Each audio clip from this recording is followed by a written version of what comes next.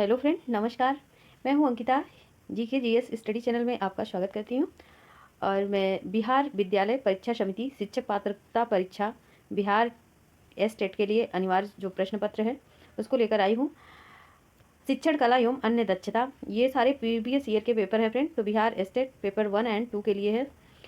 तो हमने 2 क्लासें दे रखी है और ये हमारी तीसरी क्लास है। तो यूथ कंपटीशन की बुक को हम कवर कर रहे हैं फ्रेंड। तो हमारे जो भी फ्रेंड हैं चैनल पर नए हैं तो वो चैनल को सब्सक्राइब कर लें, लाइक शेयर करें अगर पसंद आ रहा हो तो। और नहीं आ रहा तो कोई बात नहीं, आप अपना सुझाव ज़रूर दें हमें कि हमें और क्या करना चाहिए। तो चलिए देखिए, और ये 2023 का ही प्रश्न पत्र है फ्रेंड, शिफ्ट 2 में पूछा गया है।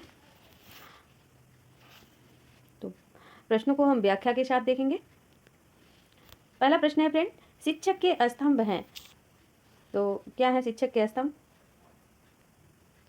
पाठ्यक्रम है, अनुदेश है, आकलन है या उपरोक्त सभी। तो शिक्षक के स्तंभ में ये चारों ऑप्शन करेक्ट हैं फ्रेंड। पाठ्यक्रम भी आता है, बिल्कुल स्तंभ है ही ये, अनुदेश भी है, आकलन भी होता है। तो ये सारे शिक्षण के अंतर्गत आते हैं। अब व्याख्या को देखते हैं फ्रेंड। राय वर्ण के अनुसार शिक्षण के 3 स्तंभ हैं, शिक्षक, शिक्षार्थी और पाठ्यक्रम।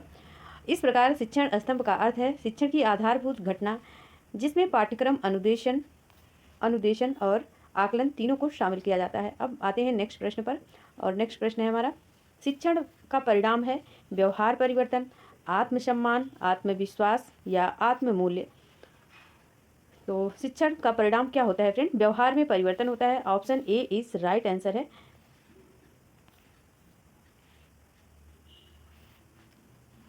नेक्स्ट देखते हैं। 5E मॉडल आधारित है शिक्षण के रचनावाद सिद्धांत पर, व्यवहारवाद सिद्धांत पर, अन्योन क्रियात्मक सिद्धांत पर या संज्ञानात्मक सिद्धांत पर। तो 5E मॉडल किस पर आधारित है friend? Option A is right answer होगा, क्योंकि शिक्षण के रचनावाद सिद्धांत पर आधारित है। आइए व्याख्या देखते हैं। 5E मॉडल शिक्षण के रचनावाद के सिद्धांत पर आधारित है। 5E मॉडल छात्रों को एक समस्या या प्रश्न का सामना करने के बाद स्वयं के ज्ञान और अनुभवों का उपयोग करके समाधान खोजने के लिए प्रोत्साहित करता है। रचनावाद सिद्धांत कहता है कि लोग अपने अनुभव और ज्ञान का अर्थ बनाते हैं, मतलब अपने अनुभव और ज्ञान के द्वारा ही सीखते हैं। ठीक है, नेक्स्ट क्वेश्चन को देखते हैं फ्रेंड। नेक्स्ट प्रश्न पर चलते हैं।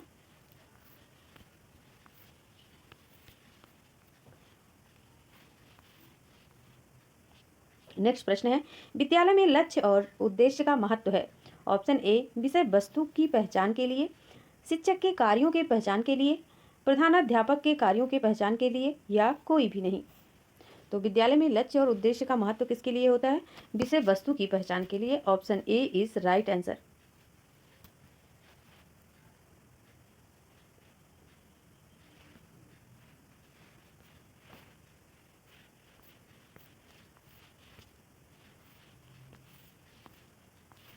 नेक्स्ट प्रश्न को देखते हैं। और नेक्स्ट प्रश्न है फ्रेंड, ब्लूम की व्यवस्था है वर्गीकरण की व्यवस्था है, सीमांकन की व्यवस्था है, प्रत्यायोजन की व्यवस्था है या केंद्रित व्यवस्था है। तो ब्लूम की व्यवस्था फ्रेंड ये एक वर्गीकरण की व्यवस्था है। तो वर्गीकरण ऑप्शन ए में है। Option A is right answer है। तो ब्लूम की व्यवस्था वर्गीकरण व्यवस्था संज्ञानात्मक क्षेत्रों को 6 श्रेणियों में वर्गीकृत है। पहला ज्ञान, समझ, अनुप्रयोग, विश्लेषण और संश्लेषण। इसीलिए ब्लूम की व्यवस्था को एक वर्गीकरण व्यवस्था कहते हैं। तो इसको आप याद रखिएगा, ज्ञान, समझ, अनुप्रयोग, विश्लेषण फिर संश्लेषण, क्योंकि ये क्रम में भी पूछे जाते हैं। नेक्स्ट प्रश्न है, करके सीखो के प्रतिपादक थे मॉन्टेस्टी थे, डीवी थे, रूसो थे या फ्रॉवेल थे। तो करके सीखो पर कौन जोर देते थे? John Dewey. Option B is right answer.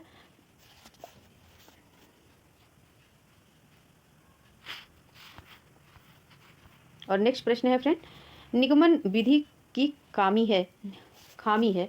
निगम मतलब पूछा गया है कि निगमन विधि में क्या खामियां हैं, तो हमें खामी को बताना है। चलिए ऑप्शन देखते हैं। ऑप्शन ए है तार्किक क्षमता सुधारने में अनुपयुक्त, रटने को बढ़ावा या भूलने की प्रवृत्ति होती है या उपरोक्त सभी। तो ये सारी खामियां हैं निगमन विधि में, क्योंकि निगमन में पहले नियम बताया जाता है फिर उदाहरण। तो नियम बताया तो नियम रटो, फिर उसके बाद आप सॉल्व करो। तो ये रटने को भी बढ़ावा देती है, ये सारी खामियां हैं इसमें। भूलने की प्रवृत्ति भी होती है, अगर नियम याद नहीं है तो आप सॉल्व नहीं कर पाएंगे। तार्किक क्षमता सुधारने में अनुपयुक्त है। तो ये सारी खामियां हैं। नेक्स्ट क्वेश्चन को देखते हैं। कार्यभार विधि महत्वपूर्ण चरण है, शिक्षण अधिगम प्रक्रिया में कहा है डगलस ने, डीवी ने, पियाजे ने, मॉरिस ने। कार्यभार विधि महत्वपूर्ण चरण है, शिक्षण अधिगम प्रक्रिया में किसने कहा है इसे? तो option A is right answer, Douglas ने कहा है। डगलस ने क्या कहा कि कार्यभार विधि एक महत्वपूर्ण चरण है, और उन्होंने कहा कार्यभार विधि छात्रों को सीखने के लिए प्रोत्साहित करती है, उन्हें सक्रिय भागीदार बनाती है। नेक्स्ट क्वेश्चन को देख। नेक्स्ट प्रश्न है, पाठ योजना प्रक्रिया है अध्याय नियोजन की, विषय क्रिया नियोजन की, या शिक्षण कार्यनीति नियोजन, या उपरोक्त सभी। तो पाठ योजना के अंतर्गत कौन कौन सी प्रक्रिया आती है? तो अध्याय नियोजन तो होता ही है भाई, एक समय तक ही तो उसको ख़त्म किया जाता है, ये थोड़ी ना है कि बार बार उसी को पढ़ाया जाएगा एक ही अध्याय को। विषय क्रिया का नियोजन होता है बिल्कुल, और शिक्षण कार्यनीति नियोजन, तो ये सारे प्रक्रिया पाठ योजना में होते हैं। तो option D is right answer. आगे देखेंगे अगले क्वेश्चन को। अगला क्वेश्चन है, हार्वर्ड अधिगम में एक चरण है विभेदन, वर्गीकरण, संबंध या दिशा निर्देश। तो कौन सा ऑप्शन करेक्ट है? Option C is right answer, संबंध।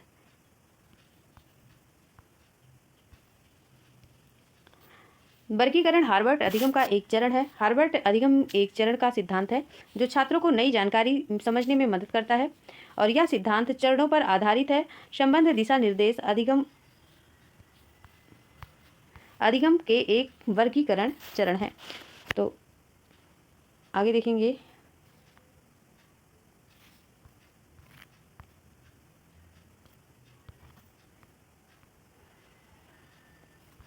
अगला क्वेश्चन है, सूक्ष्म शिक्षण आधारित है शिक्षण सामग्री, शिक्षण विधि, शिक्षण कौशल, या उपयुक्त सभी। तो सूक्ष्म शिक्षण एक कौशल है फ्रेंड, ठीक है। तो विधि जान के आप विधि मत लगाइएगा। तो option C is right answer. अगला क्वेश्चन है, अनुदेशन से कौन से उद्देश्यों की प्राप्ति होती है? ज्ञानात्मक, रचनात्मक, भावात्मक, उपयुक्त में से कोई नहीं। तो ज्ञानात्मक उद्देश्यों की प्राप्ति होती है, option A is right answer.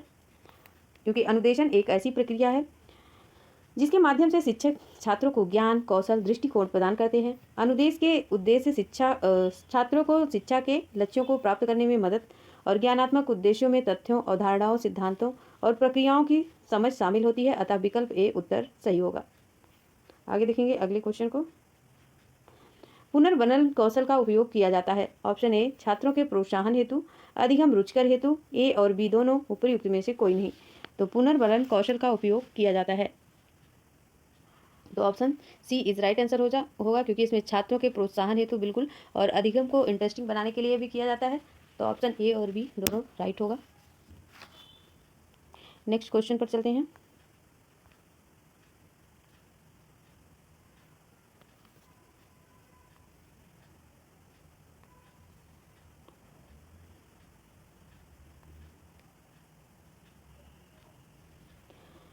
कक्षा की परिस्थिति तंत्र आधारित होना चाहिए, प्रकृति तत्व पर, कृत्रिम, तकनीकी, या उपर्युक्त में से कोई नहीं। तो कक्षा का पारिस्थितिक तंत्र जो होता है वो प्राकृतिक तत्व के निर्मित होना चाहिए, ठीक है। तो option A is right answer. पारिस्थितिक तंत्र एक प्राकृतिक प्रणाली है जिसमें जीवित एवं निर्जीव घटक एक दूसरे के साथ अंतः क्रिया करते हैं। कक्षा में पारिस्थितिकी तंत्र एक प्राकृतिक प्रणाली होनी चाहिए जिसमें छात्र, शिक्षक, कक्षा के माहौल के बीच एक संतुलन हो जो छात्रों को सीखने के लिए प्रोत्साहित करता हो। नेक्स्ट क्वेश्चन है, कक्षा के भौतिक वातावरण को बढ़ाने में भूमिका होती है शिक्षकों की, छात्रों की, प्रधानाध्यापक की, इनमें से कोई नहीं। तो option B is right answer होगा, क्योंकि कक्षा के भौतिक वातावरण को बढ़ाने में किसकी भूमिका होती है? तो छात्रों की। Option B is right answer. अच्छा, शिक्षक क्यों नहीं हो सकता इसमें? शिक्षक भी तो हो सकता है।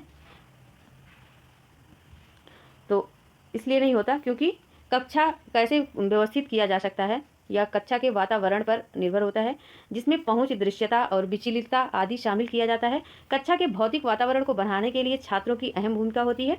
भौतिक वातावरण छात्र उपलब्धि, छात्र व्यवहार दोनों से संबंधित हो सकता है। एक सकारात्मक कक्षा वातावरण सुरक्षित, सम्मानजनक स्वागत करने वाला, छात्र अधिगम में ही सहायक होता है। नेक्स्ट देखते हैं, नेक्स्ट क्वेश्चन है पाठ्य पुस्तक का महत्व है। तो छात्रों को बाहरी दुनिया से परिचित कराने में, बाहरी दुनिया का ज्ञान प्रदान करने में, या पढ़ने लिखने और बोलने के कौशल में सुधार हेतु, या उपर्युक्त सभी। वेरी इजी क्वेश्चन है, तो option D is right answer. और कौन कहता है कि ये सारी चीज़ें होती हैं? तो हैरो लिकर के अनुसार पाठ्यपुस्तक ज्ञान, अनुभवों, भावनाओं, विचारों तथा प्रवृत्तियों एवं मूल्यों के संचय साधन है। नेक्स्ट क्वेश्चन देखते हैं फ्रेंड। नेक्स्ट क्वेश्चन क्या है? पुस्तकालय मुख्य भूमिका निभाता है। पुस्तकालय मुख्य भूमिका निभाता है व्यक्तित्व विकास में, शैक्षिक विकास में, ए और बी दोनों, या उपरोक्त में से कोई नहीं। तो option B is right answer होगा, क्योंकि शैक्षिक विकास में, ठीक है, व्यक्तित्व से कोई रिलेशन नहीं है पुस्तकालय का, क्योंकि हम शिक्षा के लिए ही पुस्तकालय में जाते हैं, ठीक है। तो option B is right answer.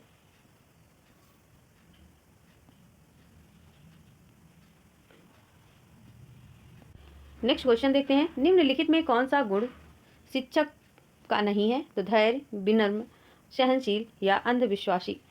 तो अंधविश्वासी नहीं होता, option D is right answer, क्योंकि शिक्षक वह होता है जो अपने ज्ञान की ज्योति से हमें प्रकाशित करता है, मार्गदर्शन करता है, हमारा समाज का नेतृत्व करने वाला व्यक्ति होता है, जो विद्यार्थियों को विभिन्न विषयों में शिक्षा देता है। एक शिक्षक के निम्न गुण होने आवश्यक हैं।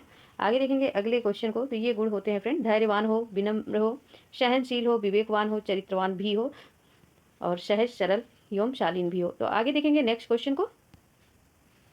एक अच्छे शिक्षक के लिए क्या आवश्यक है?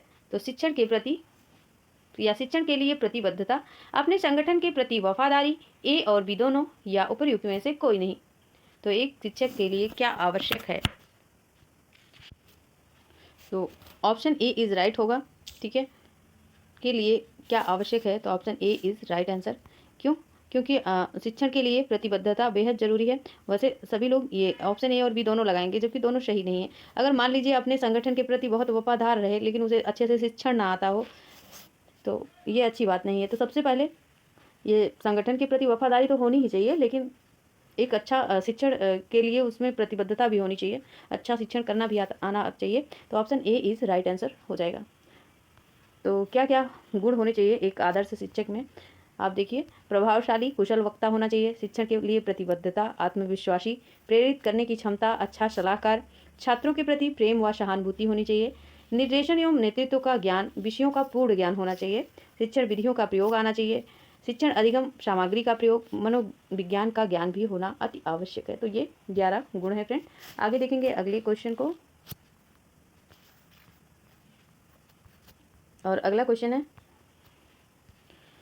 शिक्षण हेतु मानसिक उद्वेलन प्रतिमान का प्रयोग निम्न में से किसके सुधार हेतु किया जाता है? समझ, अनुप्रयोग। तो फ्रेंड सबसे ज़्यादा क्या जरूरी हो जाता है हमारा कि शिक्षण हेतु मानसिक उद्वेलन प्रतिमान का प्रयोग में सुधार हेतु किया जाता है। तो सुधार किस चीज़ का करते हैं आप? क्या आप समझ की सुधार होती है, अनुप्रयोग की होती है, या सृजनात्मकता की होती है? तो फ्रेंड यहाँ समस्या का सुधार किया जाता है, ठीक है, समस्या हेतु समाधान होता है। तो option D is right answer हो जाएगा। आगे देखेंगे अगले क्वेश्चन को। और अगला क्वेश्चन है, उपलब्धि परीक्षण है, मानक परीक्षण है, मनोवैज्ञानिक परीक्षण है, शिक्षक निर्मित परीक्षण है, या बुद्धि परीक्षण है? तो सबसे पहले जान लीजिए उपलब्धि परीक्षण क्या है।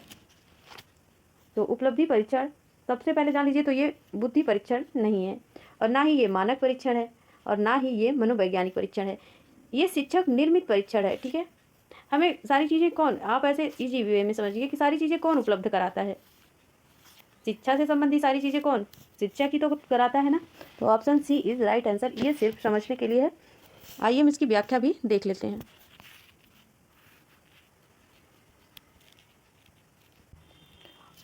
उपलब्धि परीक्षण एक शिक्षक निर्मित परीक्षण है जिनका निर्माण शिक्षकों द्वारा अधिकांश अपने कक्षा कक्ष के भीतर किया जाता है। शिक्षक निर्मित परीक्षण का निर्माण शिक्षक द्वारा शिक्षार्थियों की अधिगम प्रक्रिया के आकलन के लिए तथा यदि उसके विशिष्ट विषय वस्तु अवधारणा अधिगम में आ रही कठिनाई के लिए होता है फ्रेंड, और उसकी पहचान के लिए किया जाता है उपलब्धि परीक्षण। आगे देखेंगे अगले क्वेश्चन को, और बहुत ही इंटरेस्टिंग क्वेश्चन है अगला। इकाई परीक्षण, इकाई परीक्षा है। तो इकाई परीक्षा के बारे में सबको नहीं पता होता। तो इकाई परीक्षा क्या है? निर्माणात्मक मूल्यांकन है, संकल्पनात्मक मूल्यांकन है, या बाहरी मूल्यांकन है, या उपरोक्त सभी है? तो इकाई परीक्षण निर्माणात्मक मूल्यांकन के अंतर्गत होता है फ्रेंड। इकाई परीक्षण एक निर्माणात्मक मूल्यांकन, रचनात्मक मूल्यांकन है। निर्माणात्मक आकलन को कई लोगों द्वारा सीखने के लिए आकलन भी कहा जाता है। इस प्रकार का आकलन प्रमुख प्रयोजन छात्रों को रचनात्मक प्रतिक्रिया प्राप्त करने में सहायता या मदद करना बनाना होता है, जो उन्हें बेहतर सीखने और प्रभावी गति से करने में उनकी मदद करेंगी। ऐसी प्रक्रिया आमतौर पर शिक्षकों द्वारा दी जाती है। तो आप ये दोनों बातें समझ लीजिए, एक तो उपलब्धि परीक्षण और दूसरा इकाई परीक्षण हमें किससे प्राप्त होता है? तो शिक्षक द्वारा प्राप्त होता है। इसमें आप विद्यार्थी को नहीं लगाएंगे, ठीक है। आगे देखिए अगला क्वेश्चन, निर्धारणी या निर्धारण मापनी, कहीं कहीं निर्धारणी लिखा होता है फ्रेंड, तो निर्धारण मापनी है, बताना है गुणात्मक तकनीकी है, लेखन है, मात्रात्मक है, या मौखिक है। तो निर्धारणी या निर्धारण मापनी क्या है? यह एक गुणात्मक तकनीकी है friend. Option A is right answer, जिसमें उपस्थित गुणों की मात्रा, उसकी तीव्रता, बारंबारता का संबंध है। क्योंकि हर चीज़ का एक कंसेप्ट निर्धारण होता है, कितनी बार कराना है, कैसे कराना है, किस वे में कराना है। तो निर्धारण मापनी एक कैसी प्रक्रिया है? ये गुणात्मक प्रक्रिया है या गुणात्मक तकनीकी है। Option A is right answer. आगे चलेंगे, अगले क्वेश्चन को देखेंगे, और अगला क्वेश्चन है, पाठ्य सहगामी क्षेत्र से संबंधित नहीं है, नैतिक विकास, शारीरिक विकास, मानसिक विकास, या रुचि विकास। तो पाठ्य सहगामी क्षेत्र से संबंधित नहीं है, क्या नहीं है? तो option D is right answer हो जाएगा, क्योंकि रुचि विकास। पाठ्य सहगामी क्रियाएं शिक्षण को रोचक, सुग्राह्य बनाने में पाठ्य सहगामी क्रियाओं का महत्वपूर्ण स्थान है। विद्यालय में पाठ्य सहगामी क्रियाओं के बिना अध्ययन में सरसता उत्पन्न नहीं होती। विद्यार्थियों के सर्वांगीण विकास के लिए आवश्यकता है कि पाठ्य सहगामी क्रियाओं पर पर्याप्त बल दिया जाए, जैसे कि नैतिक विकास, शारीरिक विकास, मानसिक विकास और सामाजिक विकास। ये सारे सहगामी क्षेत्र में आते हैं। आगे देखेंगे अगले क्वेश्चन को, पाठ्यचर्या किसकी संस्कृति को दर्शाता है? समाज, धन, विद्यालय, परिवार, जीवन। तो धन तो नहीं, संस्कृति क्या कोई धन को दर्शाती है, या पारिवारिक जीवन को, या विद्यालय को? पाठचर्या किसकी संस्कृति, मतलब पाठचर्या की बात हो रही है, तो पाठचर्या ज़्यादातर हमारा किस संस्कृति को दर्शाती है? हमारे समाज को, ठीक है। Option A is right answer, क्योंकि हम जो कुछ भी सीखते हैं शैक्षिक संस्थान में, हमें जो कुछ भी मार्गदर्शन मिलता है वो शैक्षिक अनुभव की गतिविधियों में एक औपचारिक योजना है, और यह विद्यालयों में संरचित और उच्च शिक्षा में अधिक लचीली होती है। पाठचर्या सामाजिक संस्कृति को दर्शाता है तथा यह शिक्षार्थियों को उनके व्यवहार को बदलने के लिए, समाज के कार्यात्मक सदस्य बनने के लिए प्रस्तुत करता है।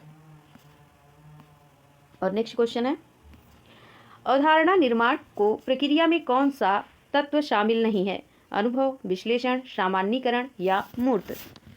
तो अवधारणा निर्माण को कौन सा प्रक्रिया तत्व शामिल नहीं है?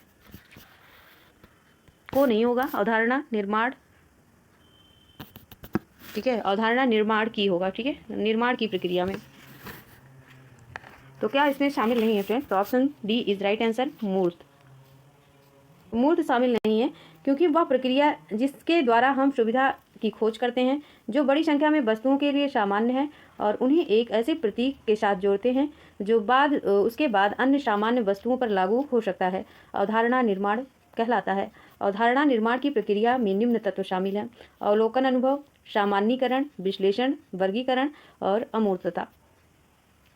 आगे देखेंगे अगले क्वेश्चन को, सीखने का पठार है, अधिगम में कमी है, अधिगम में बाधा है, अधिगम में उन्नति है, या उपरोक्त सभी है। तो फ्रेंड, सीखने का पठार क्या है? सीखने का पठार यही तो होता है ना कि यहाँ तक हम सीखे और फिर यहाँ से हमारा कुछ विकास नहीं हो रहा है, रुकावट जो बाधा उत्पन्न हो रही है, ठीक है। तो क्या है? अधिगम में उन्नति नहीं होना, ये सीखने का पठार कहलाता है। देखिए यहाँ देख लीजिए, इस डायग्राम के माध्यम से आप देख रहे हैं। आगे देखिए अगले क्वेश्चन को,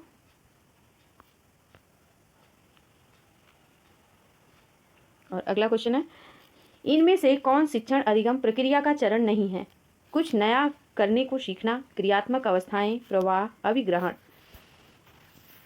तो इसमें से क्या नहीं है? अभिग्रहण नहीं है, ये शिक्षम अधिगम प्रक्रिया का चरण नहीं है। बाकी कुछ नया सीखेगा तो अधिगम प्रक्रिया का ये चरण है। क्रियात्मक क्रिएटिविटी होती ही है, एक प्रवाह भी होता है, एक लय भी होता है, तो ये तीनों होगा, अभिग्रहण नहीं होता है। अगला क्वेश्चन और इजी क्वेश्चन है। रेडियो एक प्रकार का शिक्षण सामग्री है, दृश्य श्रव्य दृश्यव्य दृश्य या उनमें से कोई नहीं, तो सिर्फ और सिर्फ ये श्रव्य साधन है friend radio. Option B is right answer. और नेक्स्ट क्वेश्चन है, अच्छी पाठ्य पुस्तक है श्रव्य सामग्री, श्रव्य दृश्य सामग्री या दृश्य सामग्री, तो अच्छी पुस्तक के अंतर्गत दृश्य और श्रव्य दोनों आता है फ्रेंड, या सिर्फ श्रव्य आता है, या उपरोक्त में से कोई नहीं। तो इसमें तो आंसर दिया गया है कि option A is right answer. अच्छी पाठ्य पुस्तक सिर्फ श्रव्य सामग्री है, तो हमको तो लगता है ऑप्शन बी राइट होगा, क्योंकि श्रव्य और एक तो सुनाकर और दिखाकर, ठीक है, दोनों माध्यम से होगा, तो वही अच्छी पाठ्य पुस्तक की निशानी है। खैर देखते हैं, हम व्याख्या देखते हैं। व्याख्या में भी यही दिया गया है फ्रेंड, एक अच्छी पाठ्य पुस्तक श्रव्य सामग्री है। तो दृश्य श्रव्य सामग्री से तात्पर्य ऐसी सामग्री से है जो पाठ को ध्वनि और चित्रों दोनों रूप में प्रभावी तरीके से बच्चों के आँख और कान दोनों ज्ञानेंद्रियों को सक्रिय करके सीखने को सार्थक बनाती है तथा विषय बहुत सरलता से समझने में मदद करती है। दृश्य श्रव्य सामग्री बच्चों के आँख और कान दोनों ज्ञानेंद्रियों को सक्रिय कर सीखने को सार्थक बनाता है। देखिए इसमें ऑप्शन ए दे दिया गया है, ऑप्शन ए दिया गया है और बात बी की गई है, और बात बी की गई है, इसलिए दृश्य और श्रव्य दोनों होगा। Option B is right answer होगा, ठीक है। तो option B is right answer. अच्छी पाठ्य पुस्तक की निशानी दृश्य और श्रव्य दोनों होता है।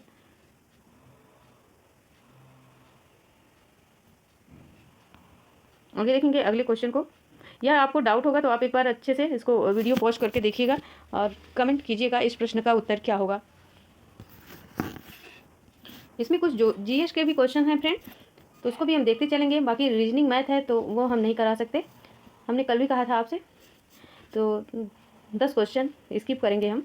रोहिलखंड में 1857 के विद्रोह का सेनापति कौन था? अहमदुल्लाह था, बेगम हजरत महल थी, जंग बहादुर राणा था या अहमदुल्लाह था? तो अहमदुल्लाह 2 बार ऑप्शन में दिया है, तो option D is right answer माना गया है, जबकि 2 बार ऑप्शन में आया है, तो ऑप्शन तो दोनों ही करेक्ट है। 1857 विद्रोह के दौरान रोहिलखंड क्षेत्र का सेनापति मौलवी अहमदुल्लाह था। मौलवी अहमदुल्लाह को 1857 विद्रोह के लाइट हाउस के रूप में जाना जाता है। और नेक्स्ट क्वेश्चन है, डोडा बेटा चोटी निम्नलिखित में किस पहाड़ी श्रृंखला में स्थित है? अन्नामलाई, महेंद्रगिरी, नीलगिरी या सेवाशस? तो option C is right answer, Nilgiri की पहाड़ियों में स्थित है friend. Option C is right answer.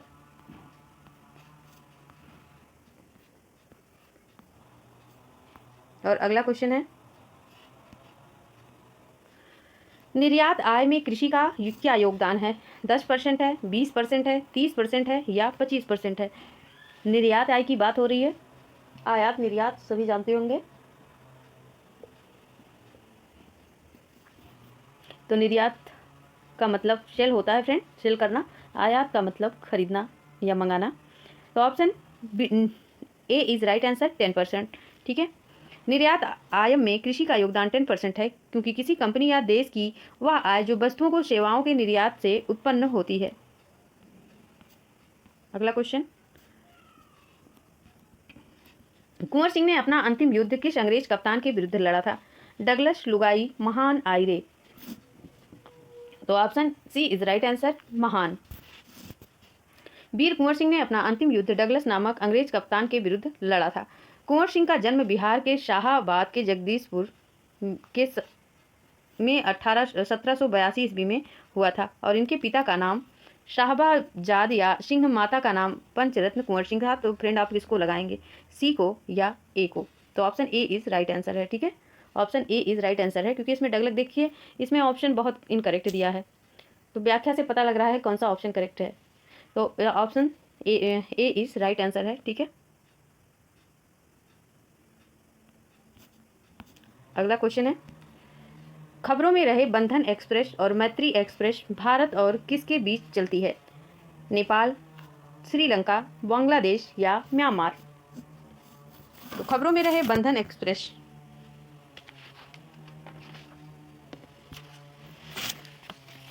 तो friend option C is right answer, Bangladesh. ठीक है, भारत और बांग्लादेश के बीच चलती है। अगला क्वेश्चन है, डीडीटी और एल्युमिनियम के डब्बे डैश के उदाहरण हैं? प्राथमिक प्रदूषक, माध्यमिक प्रदूषक, बायोडिग्रेडेबल प्रदूषक या गैर बायोडिग्रेडेबल प्रदूषक। तो डीडीटी और एल्युमिनियम के डिब्बे गैर बायोडिग्रेडेबल प्रदूषक के उदाहरण है, तो option D is right answer हो जाएगा। अगला है,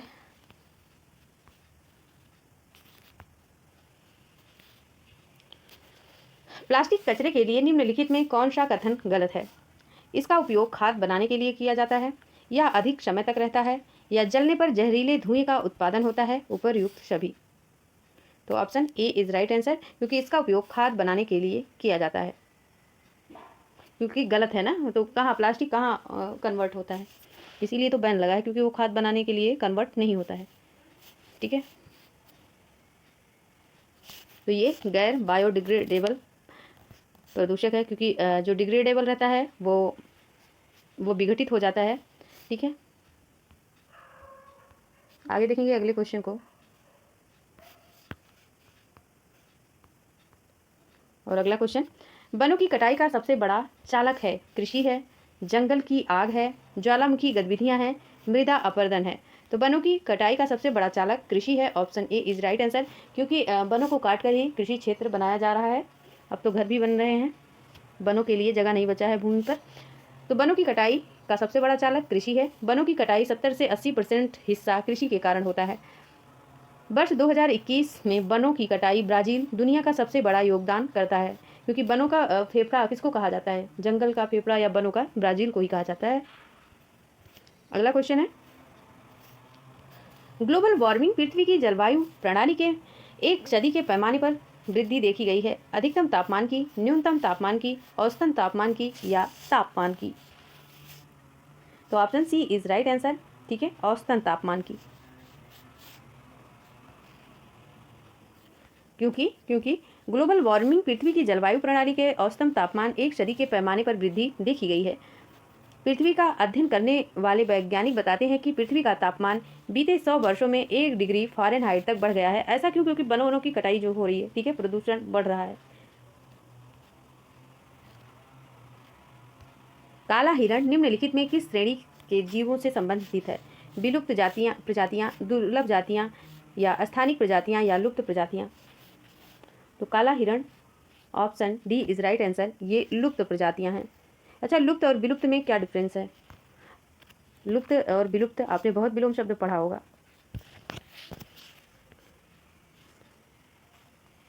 ये तो क्वेश्चन है, इस क्वेश्चन को कैसे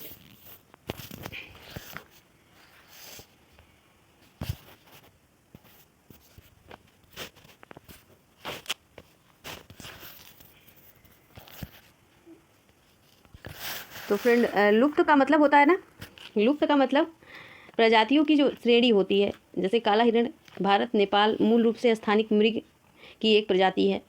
तो ये राजस्थान, गुजरात, मध्य प्रदेश, तमिलनाडु, उड़ीसा अन्य क्षेत्रों में व्यापक रूपों में पाए जाते थे। यह पंजाब, हरियाणा और आंध्र प्रदेश का राजकीय पशु है काला हिरण। ठीक है, इसको भी ध्यान देना है। तो लुप्त का मतलब होता है ना कि जो कुछ टाइम से दिखाई ना दे रहा हो, और विलुप्त का मतलब एकदम उसका पता ही ना चले। ठीक है,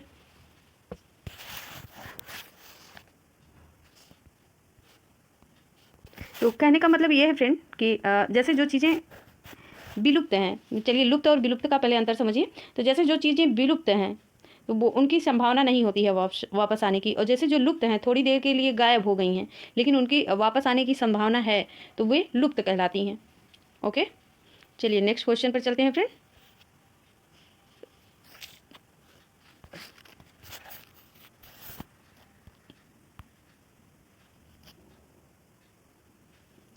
मूली, जड़, गुलाब। ठीक है, अगला ऑप्शन क्या होगा? तो आप देख ही रहे हैं, ऑप्शन डी इज फूल। गुलाब के बाद अगर मूली में जड़ होता है तो गुलाब में क्या होता है? गुलाब का फूल होता है। ठीक है, नेक्स्ट देखेंगे। नेक्स्ट क्वेश्चन, वह शब्द चुने जो बाकी शब्दों से अलग है। टोपी, पगड़ी, हेलमेट, आवरण। तो सबसे अलग टोपी पगड़ी एक ही बात। चलिए, हेलमेट ये सभी सिर को ढकने वाला आवरण है, जबकि इनमें से भिन्न क्या है?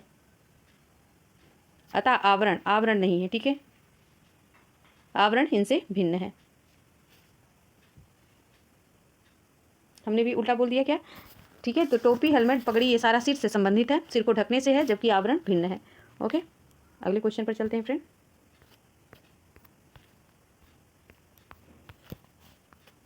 क्या हो रहा है?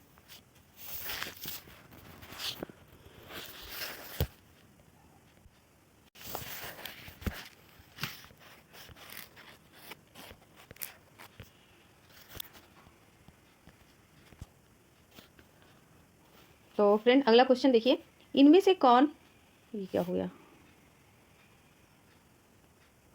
ऐसा क्यों हो रहा है? अगला प्रश्न देखिए फ्रेंड, थोड़ा सा मिस्टेक हुआ है। मिस्टेक ये है कि क्वेश्चन आगे पीछे मिलेंगे आपको। ठीक है, तो लेकिन आंसर सभी के राइट मिलेंगे। तो अगला क्वेश्चन देखिए, हैंड्स ऑन अधिगम का लाभ है नए कौशल सीखने में, प्रकृति से अंतःक्रिया के लिए प्रोत्साहित करना, या उपरोक्त दोनों। तो ऑप्शन सी होगा फ्रेंड। ठीक है, हैंड्स ऑन अधिगम लाभ जो होता है नए कौशल को सीखने के लिए है, मतलब जो हाथ द्वारा कौशल विकसित किए जाते हैं। ठीक है, प्रकृति से अंतःक्रिया के लिए प्रोत्साहित करना, तो दोनों बातें एकदम ऑथेंटिक हैं। अगला क्वेश्चन देखिए, जहाँ ज़रूरत लग रहा है मुझे वहाँ मैं आपको एक्सप्लेनेशन दे रही हूँ। आगे देखिए, 1875 में कलकत्ता में स्थापित भारतीय लीग से कौन जुड़े थे? शिशिर कुमार घोष, अरविंदो घोष, काली मोहनदास अरविंदो घोष, या शिशिर कुमार घोष, शंभू चरण मुखर्जी। तो option C is right answer होगा, शिशिर कुमार घोष और शंभू चरण मुखर्जी। 25 दिसंबर 1875 को शिशिर कुमार घोष द्वारा इंडियन लीग की स्थापना कलकत्ता में की गई। इसके अस्थायी अध्यक्ष शंभू चंद्र मुखर्जी थे। इस संस्था का मुख्य उद्देश्य लोगों में राष्ट्रवाद की भावना का विकास कर राजनीतिक शिक्षा को प्रोत्साहित करना था।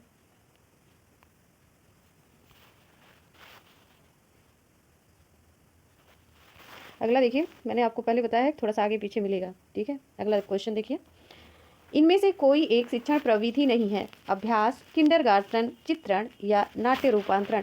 तो ज़्यादा लोग जाएंगे नाट्य रूपांतरण की तरफ, लेकिन नाट्य रूपांतरण इसका आंसर नहीं होगा। इसका आंसर किंडरगार्टन है, क्योंकि किंडरगार्टन ये तो एक खेल शिक्षा से है। ठीक है, तो फ्रॉवल ने किंडरगार्टन प्रणाली शुरू किया था। ये छोटे बच्चों के शिक्षण की मनोवैज्ञानिक प्रणाली भी है। किंडरगार्टन का शाब्दिक अर्थ है बागों का बगीचा। तो इन्होंने बच्चों को विद्यालय को बाग माना और उसका विद्यालय को बगीचा माना, और बाग किसको माना था? बच्चे को। ठीक है, और ये जर्मन शिक्षा शास्त्री थे, जिन्हें फ्रेडरिक फ्रोवेल द्वारा प्रस्तावित किया गया था। वो कौन सा प्रणाली है? तो किंडरगार्टन, इसको भी याद रखेंगे। अगला क्वेश्चन देखिए, क्लासिक कंडीशनर है, साहचर्य अधिगम है, स्वायत्त अधिगम है, सहायक अधिगम है, या सहयोगात्मक अधिगम है। तो क्लासिक अधिगम जो है फ्रेंड, ये साहचर्य अधिगम है। Option A is right answer. साहचर्य का मतलब सहयोग द्वारा, जो सामूहिक रूप से होता है। स्वायत्त का मतलब खुद खुद करके सीखना। ठीक है, उसमें बिना किसी सहयोग के सीखना।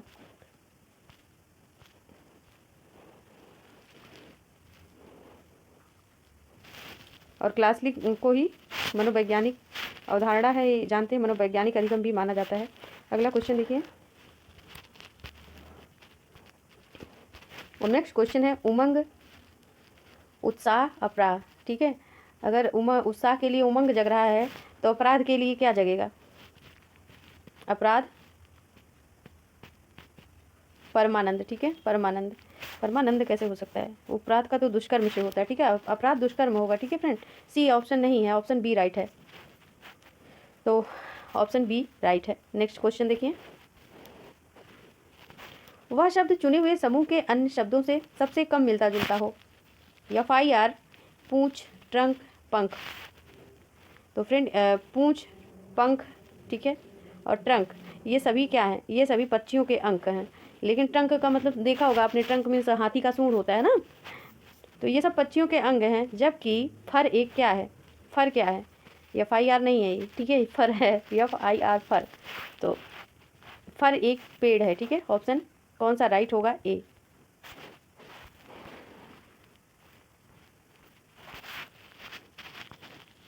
नेक्स्ट है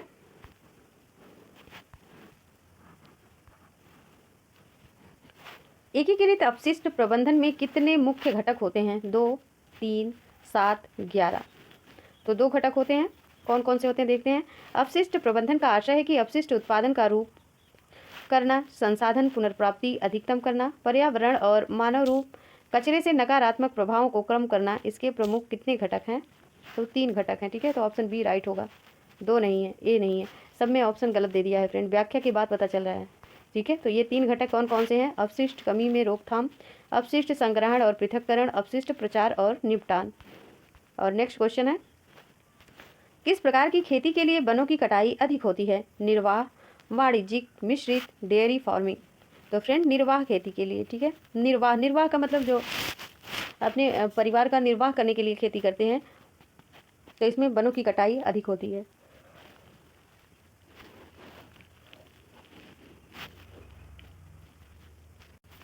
नेक्स्ट है किस केंद्रीय मंत्रालय ने भारतीय मातृभाषा सर्वेक्षण MTSI आयोजित किया है? शिक्षा मंत्रालय ने, गृह मंत्रालय ने, संस्कृति मंत्रालय ने, विदेश मंत्रालय ने।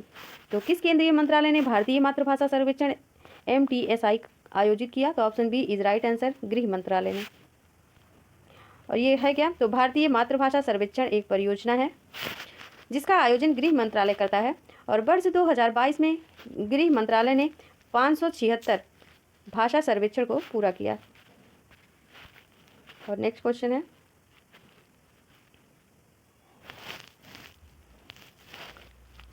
निम्नलिखित में किस गैस को ग्रीन हाउस गैस कहा जा सकता है?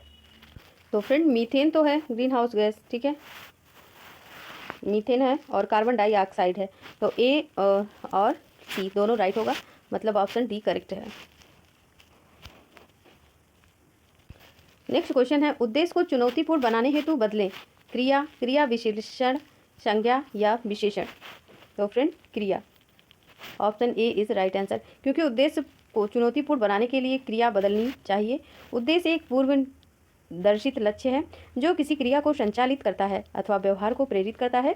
उद्देश्य को चुनौतीपूर्ण हेतु क्रिया इसलिए बदलनी आवश्यक है क्योंकि क्रियाएं वे चीज़ें जो हम परिवर्तन के लिए करते हैं।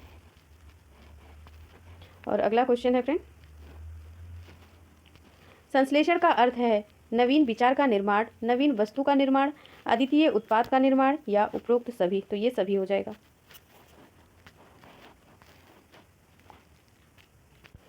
नेक्स्ट क्वेश्चन है शिक्षक प्रशिक्षण क्यों आवश्यक है? शिक्षक कौशल को बढ़ाता है, विद्यालय संगठन को समझना, ए और बी दोनों या इनमें से कोई नहीं। तो शिक्षक प्रशिक्षण शिक्षण कौशल को बढ़ाने के लिए आवश्यक है। ठीक है, option A is right answer हो जाएगा। और शिक्षक प्रशिक्षण स्वयं को व्यक्त करता है। नियमित प्रशिक्षण शिक्षकों को मौजूदा ज्ञान शैक्षणिक रुझानों में बनाए रखती है और जो काम करती है उससे मदद या सुदृढ़ बनाती है। प्रशिक्षण स्कूल प्रबंधन और स्कूल संगठन के तरीकों को नियमितीकरण समझने में मदद भी करती है।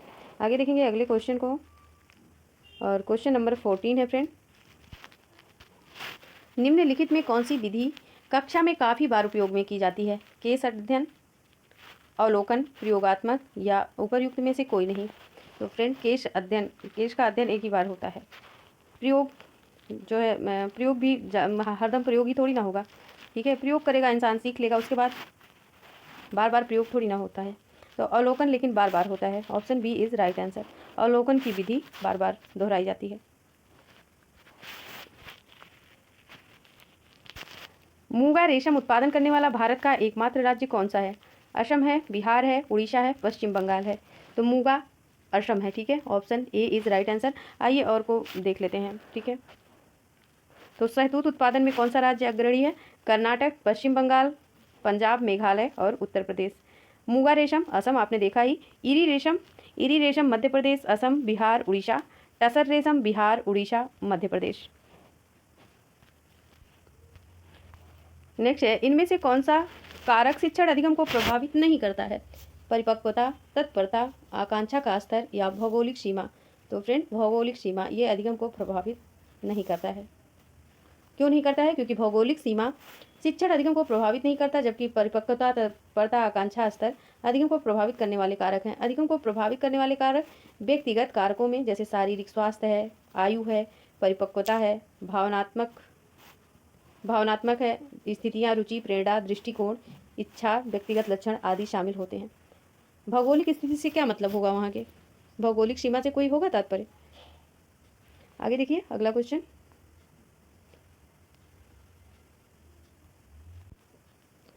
स्मरण है तो ये सैद्धांतिक शिक्षण सामग्री है, दृश्य शिक्षण है, स्मरण सहायक शिक्षण सामग्री है या उपरोक्त सभी है। तो फ्रेंड स्मरण एक सहायक शिक्षक सामग्री होती है, ठीक है। जब हमें कुछ स्मरण आ जाता है तो एक सहायता होती है, मदद मिलती है, ठीक है। Option C is right answer. Next है शिक्षण अधिगम प्रक्रिया है, सरल से जटिल, मूर्त से अमूर्त, ज्ञात से अज्ञात या उपरोक्त से सभी। तो ये सभी होता है फ्रेंड, सरल से जटिल भी, मूर्त से अमूर्त की ओर और ज्ञात से अज्ञात की ओर। तो ये तीनों ऑप्शन करेक्ट है, मतलब option D is right answer. और अगला क्वेश्चन है फ्रेंड, विषय वस्तु की रूपरेखा है, पाठचर्या है, पाठक्रम है, पाठ है, इकाई है। तो पाठक्रम है friend, option B is right answer. पाठक्रम विषय वस्तु की रूपरेखा है। पाठ्यक्रम एक ऐसा साधन है जो छात्र तथा अध्यापक को आपस में जोड़ता है। पाठ्यक्रम सभी अनिवार्य एवं वैकल्पिक विषयों का संग्रह है। पाठ्यक्रम एक निश्चित लक्ष्य या गंतव्य तक पहुंचने के लिए चलाई जाने वाली कार्य प्रणाली है, जहां शिक्षा को एक दौड़ के रूप में देखा जाता है।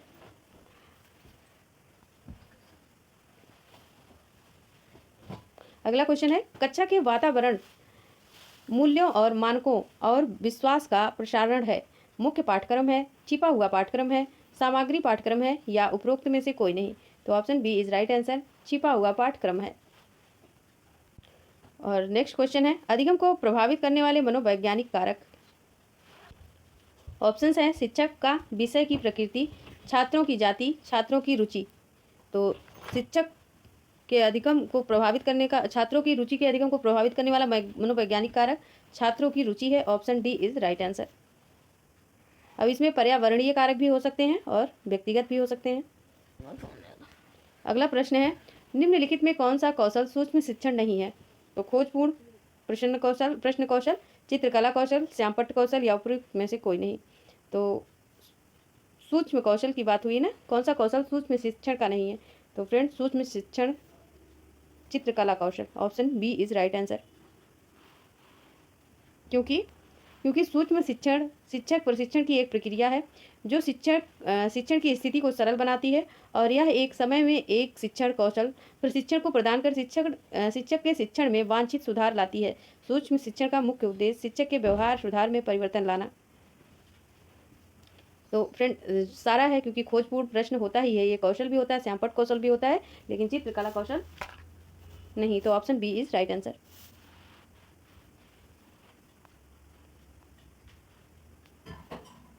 अगला क्वेश्चन है, प्रशिक्षण द्वारा किया जाता है कौशलों का विकास, स्वस्थ आदतों का विकास, कृत्रिम व्यवहार का निर्माण या इनमें से कोई नहीं। तो प्रशिक्षण द्वारा क्या किया जाता है, कौशलों का विकास, option A is right answer. बच्चों के सीखने के लिए किस प्रकार का कक्षा वातावरण अनुकूल है। निष्क्रिय कक्षा का वातावरण, शिक्षक के अनुकूल का कक्षा का वातावरण या कक्षा का भौतिक वातावरण। तो फ्रेंड कक्षा का भौतिक वातावरण राइट आंसर होगा, सबसे अनुकूल पूछा गया है। तो निष्क्रिय रहेगा तो फिर कैसे सीखेगा बच्चा।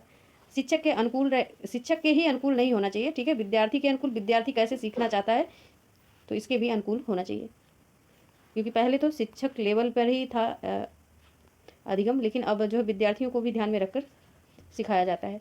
अगला क्वेश्चन है, पाठ्य पुस्तक का कक्षा में क्या उपयोग है। विचार और सोच की व्याख्या करने हेतु, शैक्षणिक उद्देश्य की प्राप्ति या जो पढ़ाया जाना है उसका परिसीमन करना या इनमें से कोई नहीं। तो ऑप्शन बी राइट होगा, शैक्षणिक उद्देश्य की प्राप्ति हेतु। अगला क्वेश्चन है, शिक्षक प्रभावशीलता के मानदंड हैं, योग्यता है, उत्पादन है, प्रक्रिया है या उपरोक्त सभी है। तो ये सभी आते हैं फ्रेंड शिक्षक प्रभावशीलता के मानदंड में। Option D is right answer. और अगला क्वेश्चन है, शिक्षकों के समायोजन का प्राथमिक उत्तरदायित्व होता है बच्चों के साथ, प्रधानाध्यापक के साथ, शिक्षक स्वयं या इनमें से कोई नहीं। तो फ्रेंड शिक्षक स्वयं होता है, option C is right answer. और अगला क्वेश्चन है, शिक्षक केंद्रित विधियों की विशेषताएं हैं, औपचारिकता है, शिक्षक की संप्रभुता है, नवीन तकनीकियों की अवहेलना है या उपयुक्त सभी। तो ये सभी हो जाएंगे, option D is right answer. क्योंकि शिक्षक केंद्रित विधियों की विशेषता, तो ये जरूरी थोड़ी ना कि सिर्फ जो है औपचारिक रूप से ही सीखता है, लेकिन यहाँ पे दिया गया है क्योंकि बच्चा औपचारिक अनौपचारिक दोनों तरीकों से सीखता है। तो लेकिन विशेषताओं को पूछा गया है तो औपचारिकता तो रहेगी विशेषताओं में, ठीक है, औपचारिक रूप से, अनुशासित रूप से, तो राइट होगा, ठीक है, सारे के सारे ऑप्शन करेक्ट होंगे। नवीन चीज़ें सीखने की अवहेलना दिया है, ये मुझे कुछ समझ नहीं आया क्वेश्चन, इसको हम छोड़ देते हैं। अगला क्वेश्चन देखिए,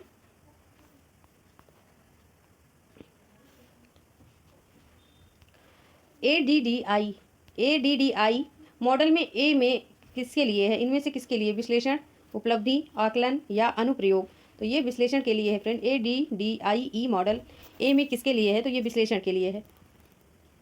और इसका फुल फॉर्म क्या होता है, तो ए का मतलब analysis, D for design, D for development, E for implementation और ई फॉर इवैल्यूएशन, ठीक है, तो इसको भी याद रखेंगे आप। अगला क्वेश्चन है, दल शिक्षण मिलकर काम है। दल का मतलब क्या होता है, दल का मतलब समूह में काम करना, मतलब दो या दो से अधिक शिक्षक का, या दो से अधिक छात्र का, या शिक्षक और छात्र का। तो फ्रेंड दो या दो से अधिक शिक्षक का, ठीक है, option A is right answer. और अगला क्वेश्चन है, सत्तावादी शिक्षण है, बाल केंद्रित है, शिक्षक केंद्रित है, अनुभव केंद्रित है या कोई नहीं है। तो फ्रेंड ये सत्तावादी का मतलब शिक्षक केंद्रित, option B is right answer. क्योंकि पहले सत्तावादी शिक्षण ही चलता था, शिक्षक केंद्रित होता था, तो शिक्षक जो चाहता था वही करता था, ठीक है, और उसका बच्चों पर पूरा नियंत्रण होता था। लेकिन अब ये पद्धति अब पुरानी हो चुकी है।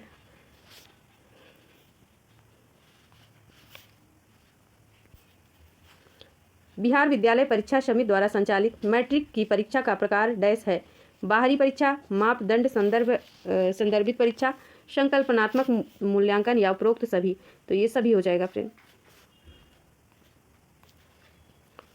अगला क्वेश्चन है, ग्रेडिंग प्रणाली किस प्रकार का मूल्यांकन है।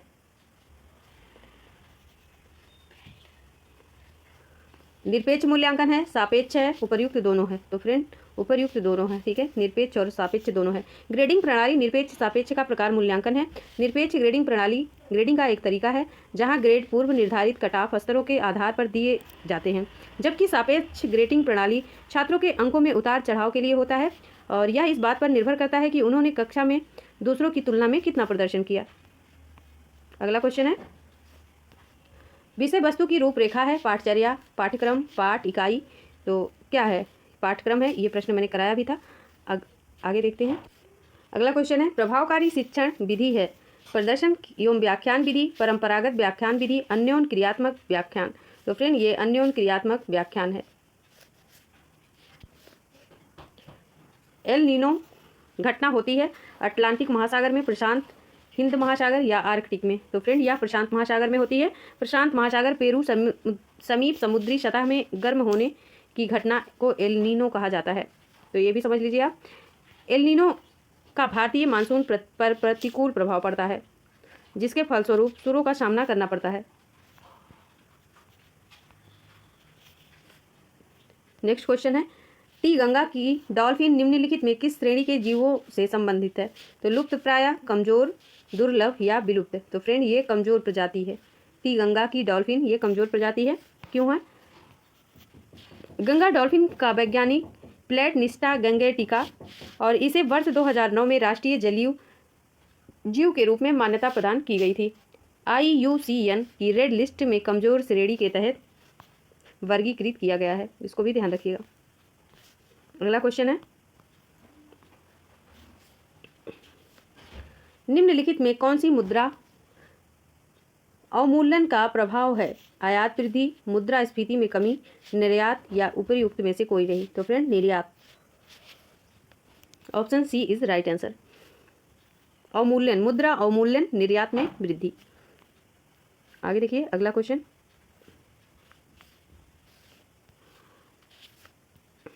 महात्मा गांधी द्वारा शुरू किया गया भारत का पहला सविनय अवज्ञा आंदोलन था।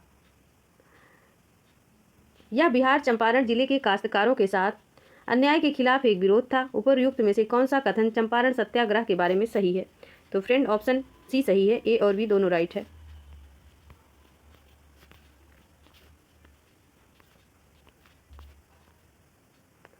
और अगला क्वेश्चन है,